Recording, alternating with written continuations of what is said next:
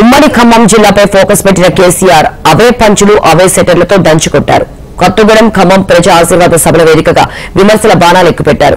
ప్రభుత్వ పథకాల గురించి వివరిస్తూనే రాజకీయ ప్రత్యర్థులపై నిప్పులు చెరిగారు.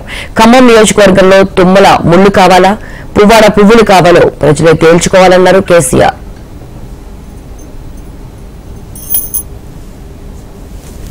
మనవి చేస్తాను.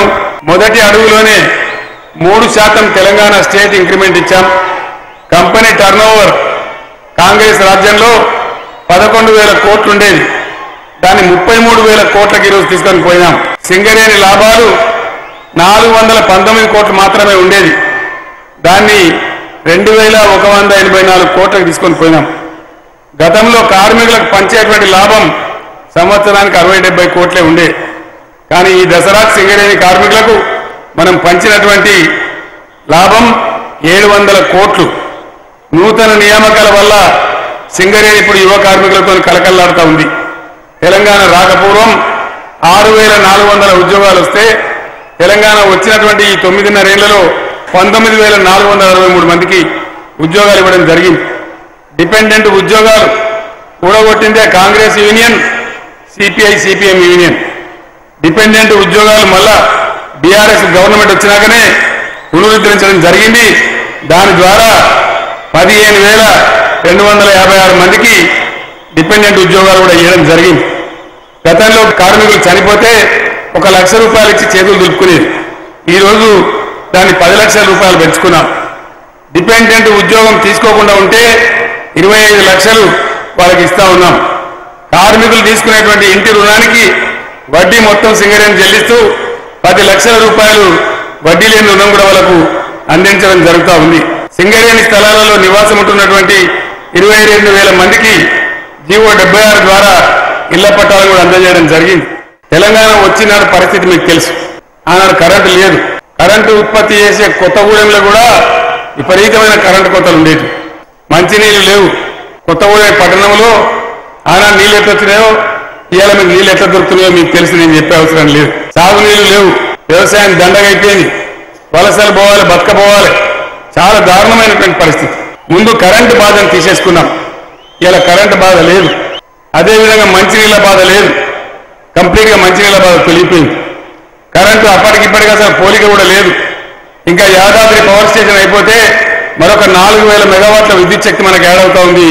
దాంతో చాలా అద్భుతంగా మనం ముందుకు పోయే పరిస్థితి ఉంది. దయచేసి మంచి చెడు విచారించి ఓటేస్తే తప్పకుండా ఇంకా మంచి జరుగుతుంది. పువ్వాడ అజయ్ని గెలిపిస్తే మిమ్మల్ని పువ్వులలో పెట్టి చూసుకుంటాడు.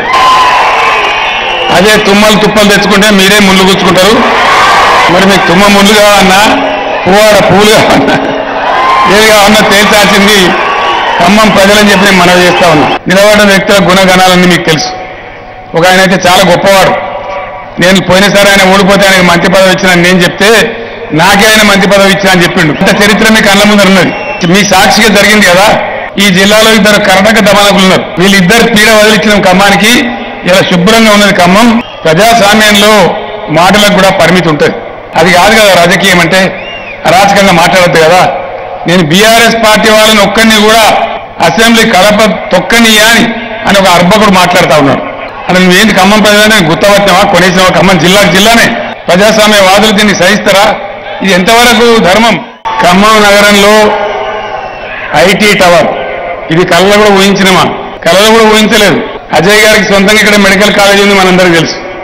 అయినా కూడా అతను కొట్లాడి పట్టుబట్టి ఖమ్మానికి కూడా గవర్నమెంట్ కాలేజీ కావాలి, మొదటి వరుసలో కావాలని తెచ్చి గవర్నమెంట్ మెడికల్ కాలేజీ పెట్టించిన ఘనత కూడా తప్పకుండా ఆయనకే చెందుతుంది.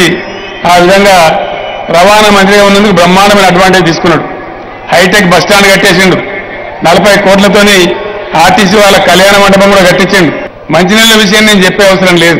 ఈరోజు ప్రతి 75,000 ట్యాప్ కనెక్షన్లు ఖమ్మంలో ₹1 కనెక్షన్ ఇచ్చి పేదవాళ్ళు కూడా తీసుకునే విధంగా బ్రహ్మాండమైన పాలసీ చేస్తే అందరి ఇళ్లలోనే ఇప్పుడే అజయ్ గారు చెప్పినారు ట్యాపులు తిప్పుతా ఉన్నారు మా ఆడబిడ్డలు అని చెప్పి. అది కూడా మనకు అందరికి సంతోషం కలిగించే విషయం. గతంలో కరెంటు ఎట్లా ఉండే, ఈ రోజు కరెంట్ ఎట్లా ఉన్నది ఒకసారి దయచేసి ఆలోచన చేయాలి. ఇక్కడ మంచి ఎమ్మెల్యే ఉన్నారు, మంచి ఎంపీ ఉన్నారు. ఆయనకున్న ఒకటే రూరల్ మండలం రఘునాథపాలెం. 300 కోట్ల రూపాయలతోని ఆ మండలాన్ని కూడా అద్భుతంగా చేసినారు.